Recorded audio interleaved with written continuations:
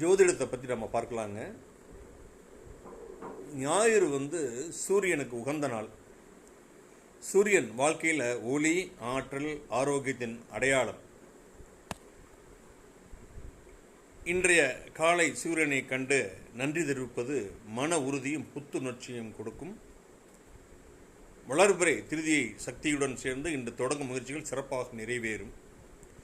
சூரியனின் ஒளி உங்கள் நாளை பிரகாசமாக மாற்றட்டும். ஜோதிடத்தில் அந்தர தசைன்னு ஒன்று இருக்குது. தசா, புக்தி, சூக்ஷமம், அந்தரம், பிராணன்னு சொல்லுவாங்க. தசைக்குள் வரும் அந்தர தசை நிகழ்வுகளை மேலும் தனிப்படுத்தும். அது முக்கிய கிரகத்தின் ஆற்றலை வலுப்படுத்தவோ அல்லது மெல்லிய மாற்றங்களை உருவாக்கவோ முடியும்.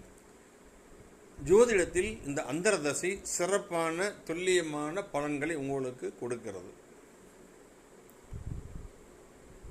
சின்ன சின்ன விஷயங்களை பார்க்கலாம். சனிப்பெயர்ச்சி கற்றல் காலம், லேர்னிங் பீரியட்.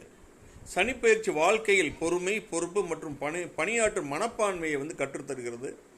ஆரம்பத்தில் சோதனைகள் இருந்தாலும் பின்னர் நம்பிக்கையும் தன்னம்பிக்கையும் பலன்களும் கிடைக்கும்.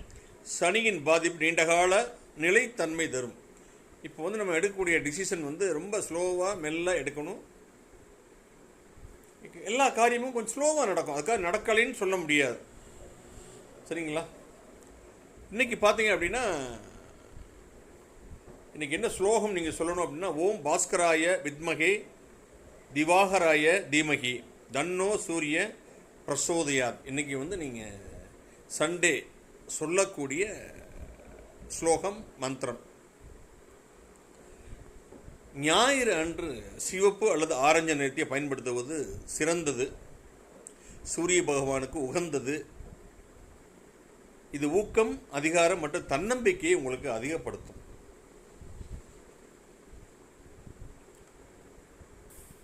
அஸ்ட்ராலஜிங்கிறது ஒரு வான சாஸ்திரம். வானத்தினுடைய கிரக சூழ்நிலைகளை அடிப்படையாக கண்டு சொல்லப்படுவதாகும். ஒரு 64 ஆய கலைகள் 64 சொல்லுவாங்க. அதில் இது ஒரு மிகச்சிறந்த ஒரு கலை. அந்த காலத்தில் நம்முடைய ரிஷிகள் எந்த ஒரு கருவிகளுமே இல்லாமல் தன்னுடைய ஞான திருஷ்டியால் அனைத்தையும் கண்டுபிடித்து எழுதி வைத்துள்ளனர்.